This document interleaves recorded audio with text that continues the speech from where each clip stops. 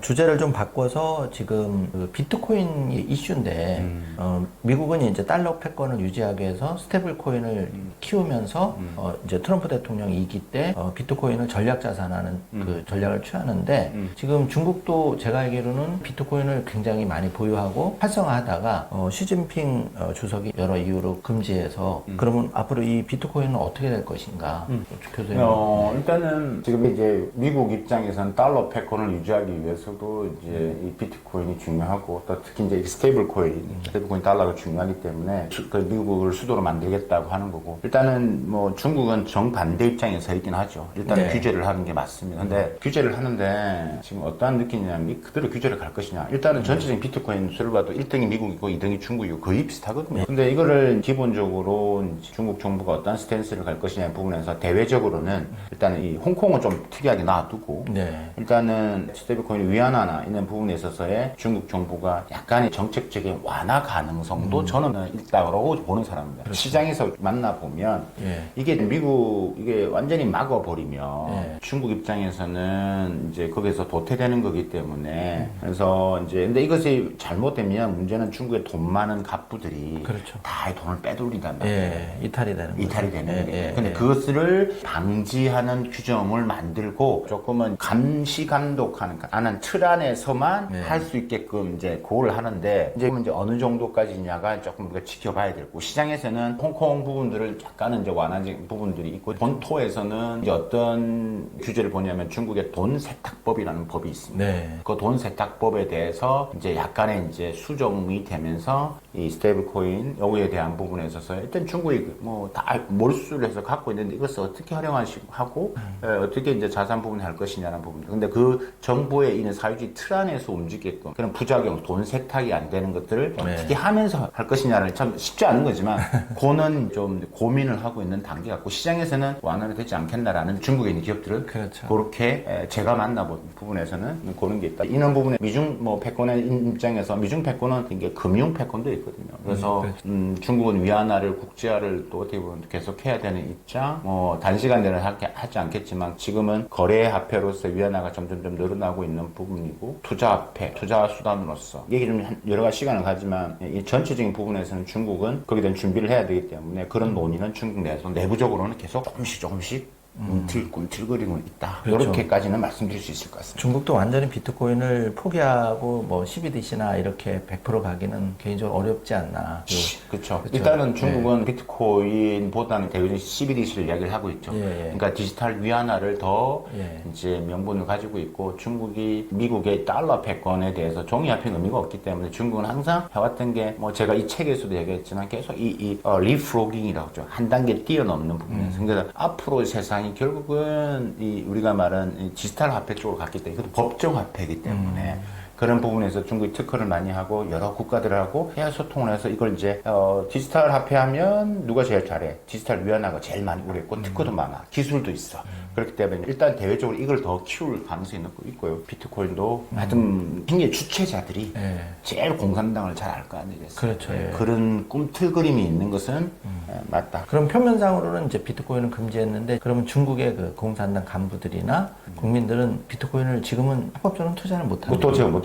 못하고 네, 옛날에 보유한 건 그럼 어떻게 되나요? 그 지금 웬만한 부분이 거래가 안 되기 때문에 이제 하는 거고 채굴 부분은 다 지금 정부가 앞서 있는 상태이고 때문에 완전 투자 자체가 안 되기 때문에 그런 자체가 옛날에 보유한 건 몰수는 못한 거죠. 예를 들어 뭐 개인적으로 뭐 개인 지갑에 넣어놨던 거는 뭐 개인적으로 뭐 이렇게 뭐 몰래 갖고 있는 그런 부분들에서는 여러 방법으로 이건 이제 뭐 태완에서 현금화 가진 분도 있을 것이고 갖고 계신 있겠지만 드러난 부분에서는 뭐 웬만한 기업적인 측면에서는 다 정부가 이제 몰수를 했고 하여튼 뭐 갖고 있기 때문에 이게 이제 불법적으로 있는 부분에서 이제 가지고 사용될 수 있다라고 보는 거. 돈 세탁 부분이 가장 크기 때문에 왜냐면 여기는 중국 공무원들도 이런 방법론을 많이 그렇죠. 있기 때문에 예. 집안 단속 차원에서 이런 것들은 조심스럽다. 하지만 이게 미국과의 금융전에서 이게 있기 때문에 미국이 이 비트코인 뭐 이런 암호화폐를 가지고 중국을 배제시키고 또 그 시장이 커져가면 중국 입장에서는 또 안 되기 때문에 어느 그렇죠. 정도의 선언에서는 계속 연결고리를 만들고 있다. 맞아요. 그래서 많은 어떤 분들이 이 말씀하세요. 완전히 중국은 공산당이고 사회주의이기 때문에 아예 이렇게 하는데 그건 아니다. 그렇지만은 않다. 저는 이제 그런데 이런 거를 감안을 해서 개인 투자자들은 비트코인도 경제 독립의 대안으로 조금 준비할 필요는 그 한국 국민 같은 경우에 우리나라 우리 입장에서요? 네, 그게 좀 필요하지 않을까요? 관심을 가져야 돼요. 왜냐면 네. 중국이 만약 이렇게 완화된 입장을 가지면 판이 바뀝니다. 기회가 되니까. 네, 판이 바뀝니다. 예, 판이 바뀌기 때문에 예. 이거 완전 뒤집어 엎을 수 있는 판이기 그렇죠. 때문에 맞아요. 이건 그래서 계속 팔로우를 하는 게 맞다. 저도 개인적으로 네. 시간 날 때는 팔로우를 한다. 근데 네. 결국 이 정책이 이슈고 아까 말씀드렸다시피 이 지금 공산당 단속 지금도 중국 내부에서 부정 부패 그다음에 뭐 이런 것들을 인해서 예를 들면 합중국은요 한 리더가 있잖아요. 네. 예를 들면 최근에 어떤 일이 있었냐면 상하이에 부동신 높으신 직급이 있는 분이 여러 가지 이제 돈 관계에 좀 얽혀 있습니다. 그 사람이 이제 낙마되면서 그 밑에 있는 사람까지 전부 다 학습합니다. 그러니까 반성문 다 써야 되고 그렇기 때문에 그러니까 이런 것들을 이제 하고 있기 때문에 지금 매우 조심스럽게 하지만 뭐 그렇죠. 누구보다 또 그 돈에 대한 감각이 탁월한 게 그 중국인들이기 맞습니다. 때문에 맞습니다. 저는 오히려 이런 좀 주춤한 게를 한국 국민들이 또 새 정부가 조금 잘 활용하면 그나마 저희가 기업에 움츠렸던 거를 개인적으로 좀 풀리지 않을까 약간 그런 기대를 해보고 있거든요. 교수님 말씀 참고하면 좋을 것 같습니다. 네. 자, 그러면 우리가 그 중국이 잘 나가고 있긴 하지만 헝다 사태로 아주 홍역을 한번 크게 부동산? 치르고 아직도 그 여파에서 벗어나지 못하고 있다고 하는데 네. 그 헝다 사태 말씀해 주시고 지금 BYD가 전기차에서는 굉장히 잘 나간다고 하잖아요. 지금 중국에서 1위고 세계 진출 그리고 뭐 테슬라와 그런 상황까지 왔는데 지금 최근에 그 BYD가 뭐 34% 이렇게 출혈 경쟁을 해서 제2의 헝다가 될 수 있다는 루머도 있는데 어떻게 보십니까? 일단 뭐 여러분 홍대는 아시겠지만 모노발 합창 경영을 했죠. 모든 걸 다 했죠. 뭐 안 하는 게 없을 정도로. 근데 갑자기 그 핵심은 집을 팔아야 되는데 안 팔리니까 그러니까 부채가 되고 했는데 사실 헝다 이슈 때문에 제가 그리고 거슬러 몇 년 전에 엄청 정신이 없었습니다. 뭐 그때도 제가 했던 핵심의 말은 안 망합니다. 헝다가 무너지면 거기에 연결되어 있는 일자리가 몇백만 개입니다.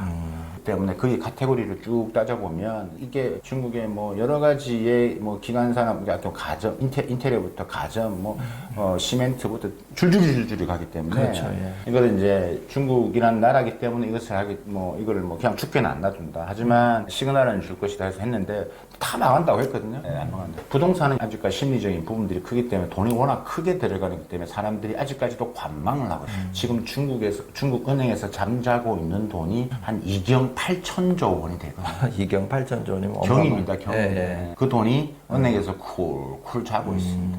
그러니까 정부는 그 돈을 끄집어내야 되고. 근데 이 사람들 아직까지 불확실성. 이미 왜냐하면 부동산의 실물 자산이 떨어지고, 그 다음에 금융 자산이 떨어졌기 때문에 아무래도 일단 뭐 보수적으로 좀 하고 있기 때문에 여전히 부동산은 아직까지 올라오기는 좀 시간이 걸릴 것 같고요. 그 부분에서. 지금 핵심이 비아디인데, 비아디가 홍대 같은 나라 될 것이 아니냐라고 하는데, 또 저희 결론은 비아디가 망하는 일은 없다.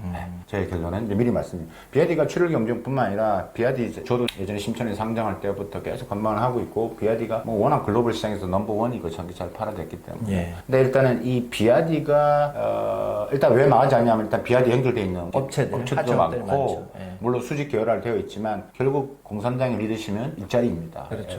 배가 안 고파야 되는 거지. 사회주의 부분들에서는 배가 고프면 무조건 일어서기 때문에. 그래서 부분입니다. 그래서 비아디가 이런 출혈 경쟁으로 인해서 여러 가지 다른 기업들을 다 지금 뭐 밀어내기로 하니까 무너뜨리고 하니까 기업들이 다 죽어나는 것들이죠. 그렇죠. 이런 이제 자기 살 깎아먹는 식으로 하지 마라라는 간접 경고도 했죠. 근데 그게 이제 보도되면서 비아디 사태, 그 다음에 비아디가 여러 가지 부채가 있는 건 사실이고요. 있는 것도 있는데 사실 이제 근데 계속 판매가 되고 있기 때문에 비아디 사태를 확산해서 똑같이 이제 헝다 사태처럼 보는데 이제 이거는 우리하고 체제가 다른 중국이기 때문에 비아디가 뭐 일단 비아디처럼 확실한 경쟁력, 비아디가 뭐 전기차만 아니라 전기차 생태계를 다 갖고 있는 수직 계열화를 갖고 있는 기업이기 때문에 뭐 배터리 분야에도 마찬가지거든요. 그러니까 또 헝다하고는 또 다르게 비아디는 또 기술력이라는 게 있기 때문에 헝다는 그냥 아파트 집을 지어서 그러니까 세상이 좋을 때 막 아파트를 막 지어서 팔아야 되기 때문에 잘 팔렸던 거고 그러니까 기술력을 따지고 한다면 비아디가 훨씬 더 뛰어났죠. 비아디 사태 난 좀 계속 이제 흐른 관망을 보시겠지만 비아디가 지금 있는 부분이 있지만 일단은 정부 공산당 말을 잘 듣고 그런 것들을 잘 조정하고 있기 때문에 뭐 비아디가 뭐 여러분들 걱정? 뭐 비아디에 투자하신 분들 이런 분들에 대해서 입장에서 비아디에 대해서 너무 망한다라는 식의 그런 부분에서는 저는 절대 그럴 일 없다라고 이야기했고 이번에 가서도 중국인들하고 이야기를 많이 했거든요. 그러니까 이제 뭐 일단은 중국 내수시장뿐만 아니라 지금 글로벌로 규모로 지금 여러 군데 확장을 하고 있고 지금 전 세계적으로 BYD가 갖고 있는 볼륨 자체가 워낙 크기 때문에 요걸 약간 뭐 조정을 하고 너무 출혈 경제하는 부분에서 경고를 했기 때문에 약간 이제 변화가 생길 것으로 저는 보고 있습니다. 예. 과잉 생산 부분이라든지 하청업체에 대한 결제 기간이 맞습니다. 9개월 이런 거를 정부 차원에서 이제 제2 헝다 사태가 안 되게 하기 위해서 조금 사전 조치를 한 게 아닌가. 그래서 제가 이제 교수님께 여쭤본 이유가 이런 기회를 이제 현대 기아차라든지 우리나라 기업이 잘 파고들면 좋을 것 같은데 좀 그 부분은 어떻게 우리 중국에 들어가서 다 망하고 맞습니다, 나왔죠. 맞습니다. 네. 그래서 이제 일단은 근데